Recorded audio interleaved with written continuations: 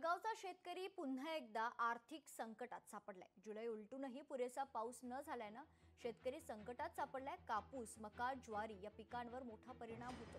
पुरेसा पाऊस न झाल्याने पिकांची वाढ खुंटली आहे। जळगावमध्ये शेतकरी पावसाच्या प्रतीक्षेत आहेत।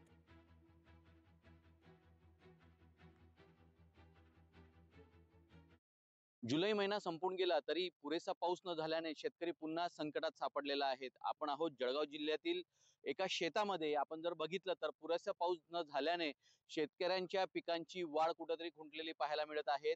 पाऊस नसल्याने, शेताला पाणी मिळत नसल्याने, पिकांची वाढ होत नसल्याने उत्पन्नामध्ये देखील मोठी घट होण्याची शक्यता आता वर्तवली जात आहे। आपण पाहू शकतो की कपाशीचं हे शेत आहे, त्याचप्रमाणे ज्वारी असेल, मका असेल, या सर्व पिकांवर पाऊस न पडल्याने मोठा परिणाम झालेला आहे। आपल्या सोबत शेतकरी, आपण थेट त्यांच्याशी संवाद साधूया।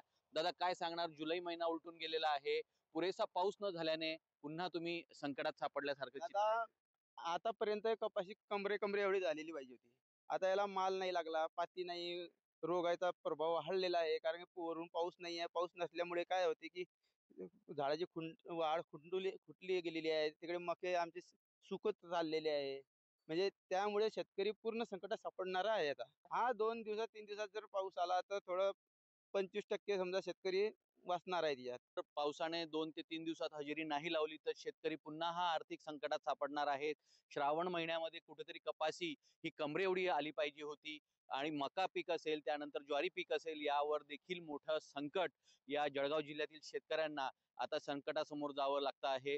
पावसाची हजेरी लागत नसल्याने शेतकरी पुन्हा संकटात सापडलाय आणि या पिकांचं मोठं नुकसान या ठिकाणी पुन्हा होण्याची शक्यता या ठिकाणी शेतकऱ्यांनी वर्तवलेली आहे। सुमित देशमुख, लोकशाही मराठी, जळगाव।